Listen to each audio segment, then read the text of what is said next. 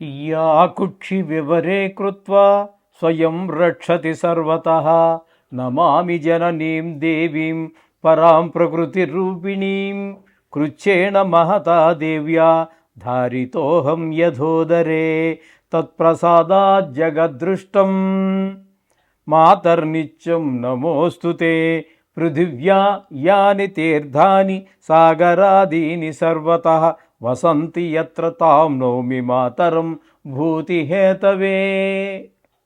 మాతృదేవో భవ పితృదేవో భవ. ఇప్పుడు మనము మార్చి నెల 2026 సంవత్సరంలో ద్వాదశ రాశుల వారికి గోచార ఫలితాలు ఏ విధంగా ఉన్నాయో సశాస్త్రీయమైన పద్ధతిలో మనం తెలుసుకునేటటువంటి ప్రయత్నం చేద్దాము. వృషభ రాశి వారికి మార్చి నెల 2026 నెల ఫలితాలు ఏ విధంగా ఉంటాయో తెలుసుకునే ప్రయత్నం చేద్దాము. ఇక్కడ వృషభ రాశి వారికి ద్వితీయ స్థానంలో గురు సంచారం జరుగుతోంది. వక్రం ఉన్నప్పటికీ కూడా ద్వితీయ స్థాన ఫలితాన్ని మనం చెప్పుకుంటున్నాము. అది గురువుకి ఒక గురువు వక్రించినా కూడా అదే స్థాన ఫలితాలు ఇస్తారు, కొద్దిగా తగ్గినప్పటికీ అని చెప్పేసి ఇది మన జ్యోతిష్యాన్ని అందించినటువంటి వారి మధ్యనే కొన్ని భేదాభిప్రాయాలు ఉన్నాయి. కాబట్టి గురువుని ద్వితీయ స్థానంలో ఉండటం ద్వారా వారికి ధనానికి లోటు ఉండదు, మాట బాగుంటుంది. అలాగే కంటికి సంబంధించినటువంటి వ్యాధులు ఏమైనా ఉన్నట్టయితే కొంచెం తగ్గుముఖం పట్టేటటువంటి అవకాశం ఉంటుంది. అలాగే కుటుంబంలో కూడా ఆహ్లాదకరమైనటువంటి పరిస్థితి అంతా ఏర్పడుతూ ఉంటుంది. ఈ విధంగా గురువు మంచి ఫలితాలు ఇస్తూ ఉన్నాడు. ఇక చతుర్థ స్థానంలో కేతుగ్రహ సంచారం జరుగుతోంది. నెలంతా కూడా అక్కడ జరుగుతుంది. ఇక్కడ 4వ స్థానంలో ఉండటం వల్ల తల్లిగారి ఆరోగ్య విషయంలో కానివ్వండి, లేదా ఇతర విషయాల్లో కానివ్వండి, తల్లిగారి విషయంలో, అలాగే విద్య విషయంలో కానివ్వండి, భూమి, గృహము, వాహనము, అలాగే మన స్వభావం ఇత్యాది విషయాలన్నింటిలోనూ కూడా ఆయన ఆటంకాలు ఏర్పరుస్తూనే ఉంటారు. ఇక్కడ చతుర్థ స్థానంలో భూమి, గృహాలకి సంబంధించి ఉన్నది కాబట్టి అన్నిటిలోనూ కల్పించినప్పటికీ కూడా ఇక్కడ రియల్ ఎస్టేట్ వ్యాపారస్తులకి ముఖ్యంగా అనుకూలమైన కాలం కాదు. అలాగే మన ఇంట్లో ఏదైనా రిపేర్లు ఇవి చేయించుకోవలసి ఉన్నా కూడా ఈ నెలలో మనకి ఆయన సహకరించజాలడు. ఎవరు? కేతు వల్ల మనం ఆ పనులు మొదలు పెడితే కూడా ఏదో ఆటంకం కలిగిస్తూ ఉంటారు. ఈ విధంగా ఉంటుంది వృషభ రాశి వారికి కేతుగా సంచారం. ఇకపోయినట్టయితే దశమ స్థానంలో రాహుగ్రహం పూర్తిగాను, అలాగే కుజుడు పూర్తిగాను, బుధుడు పూర్తిగాను, మొత్తం 3 గ్రహాలు దశమ స్థానంలో ఉన్నాయి. అయితే రాహు దశమ స్థానంలో ఉండగా వ్యాపారంలో నష్టాలు అవి జరుగుతూ ఉంటాయి.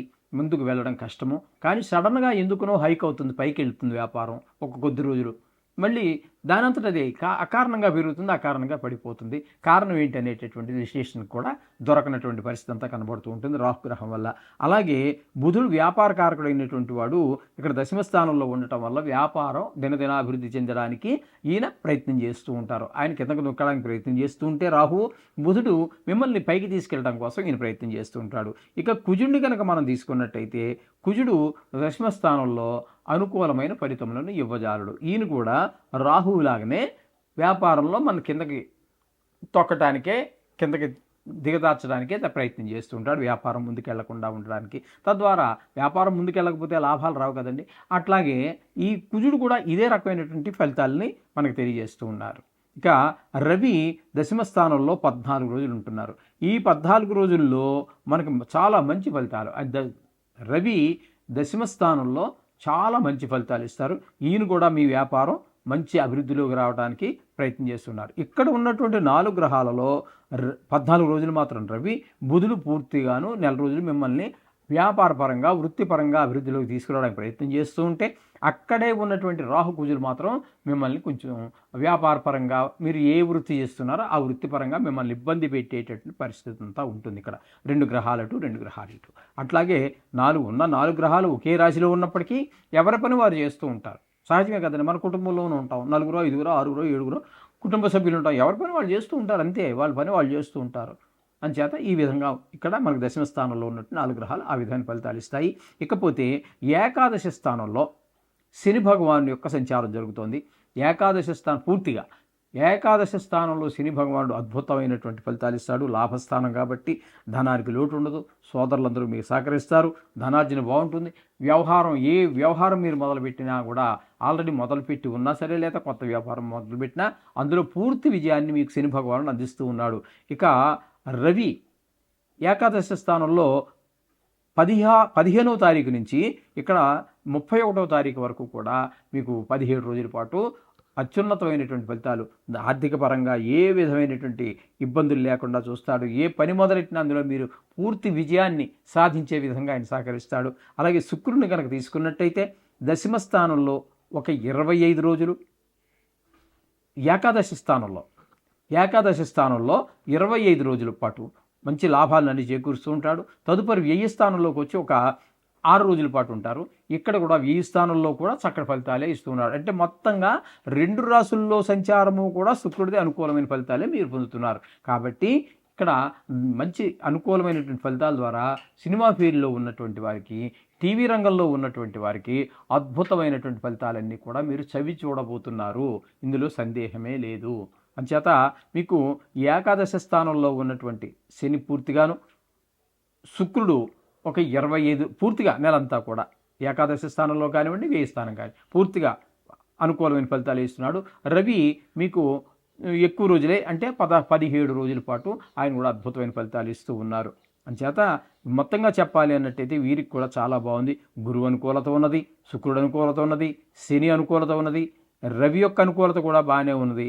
అలాగే మనకి ఈ బుధుని యొక్క అనుకూలత కూడా చాలా బాగుంది. కాబట్టి రవి కూడా మనకి అనుకూలత బాగున్న కారణంగా చాలా గ్రహాలు, ఎక్కువ గ్రహాలు మనకి అనుకూలత బాగుంది. వీరికి వృషభ రాశి వారికి టోటల్గా చాలా బాగుందని చెప్పొచ్చు. కానీ కొన్ని గ్రహాలు ప్రతికూలత ఉంటాయి. మనం నిత్యం చెప్పుకునేటువంటి నవగ్రహాలు యొక్క శ్లోకాలు చదువుకోండి, లేదా గుడికి వెళ్ళండి, లేదా 41 రోజులు తిరగండి. అంటే మనం చెప్పుకునేవి మాస ఫలితాలు. ఇందులో ఉన్నదే 31 రోజులు. 41 రోజులు చేయాల్సినటువంటిది ఏంటంటే ఎక్కువ కాలం ఉండేటటువంటి కేతువుకి, శనికి, రాహుకి అయితే మీరు 41 రోజులు తిరగడం ద్వారా మరింత, అంటే నెల దాటిపోతున్నా కూడా, నెల అంటే 30 రోజులే కాబట్టి 30, 31 కాబట్టి ఇక్కడ మనం చెప్పుకుంటాం అన్ని రోజులే. అంచేత మీరు 41 రోజులు తిరగటం అనేది మిగతా గ్రహాలకే కాదు, నవగ్రహాలు మీకు ప్రసన్నం అవుతాయి. అది గుర్తుపెట్టుకోండి. మళ్ళీ కొంతకాలం గ్యాప్ ఇచ్చిన తర్వాత మళ్ళీ పరిస్థితులు ఏమైనా తేడా అనిపిస్తే మళ్ళీ చేస్తూ ఉండొచ్చు. నవగ్రహాల చుట్టూ 41 రోజులు దీక్షగా పట్టండి. 5 నిమిషాలు గుడికి వెళ్ళి వచ్చి ప్రార్థించండి. సర్వసుఖాలు పొందండి. శుభం భూయాత్.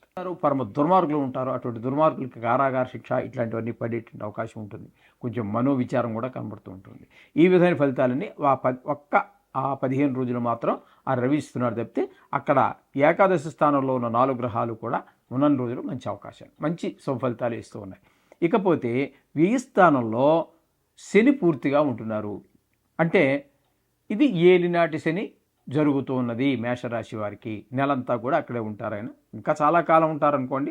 మనం చెప్పుకుంటున్నాం మార్చి నెల ఫలితాలు కాబట్టి అక్కడే ఉంటారు. వ్యయ స్థానంలో ఆయన ఉన్నప్పుడు ధన నష్టము, ధన వ్యయము, ధన నష్టానికి, ధన వ్యయానికి చాలా తేడా ఉంటుంది. ఇదివరకు కూడా చాలాసార్లు చెప్పుకున్నాం. శత్రు భయము, అలాగే మనోవిచారము, కొంతమందికి కలతర నష్టము, కారాగార శిక్షలు ఇట్లాంటివన్నీ పడేటువంటి అవకాశం శని భగవాన్ యొక్క సంచారం వల్ల కనపడుతుంది.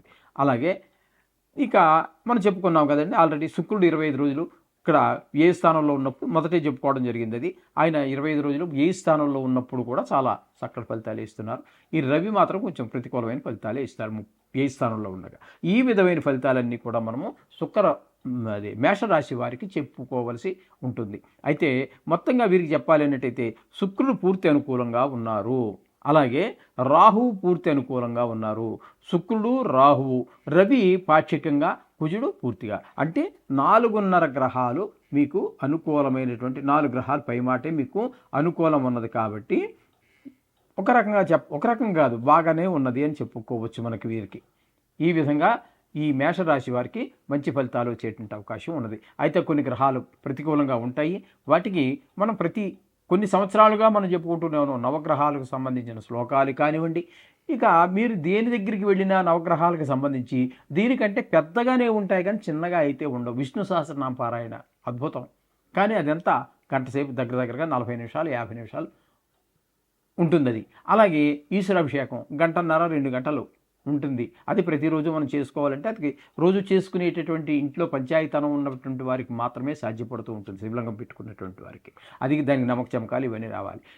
మీకు వచ్చినా రాకపోయినా, విద్యావంతులు కాకపోయినా కూడా మీకు అన్నిటికీ కూడా ఈ నవగ్రహ మంత్రాలు చాలా సూక్ష్మంగా మనకి సత్ఫలితాన్ని ఇచ్చేటువంటి అవకాశం ఉన్నది. కాబట్టి నవగ్రహాలు పూజించండి, సర్వశుభాలు పొందండి. శుభం.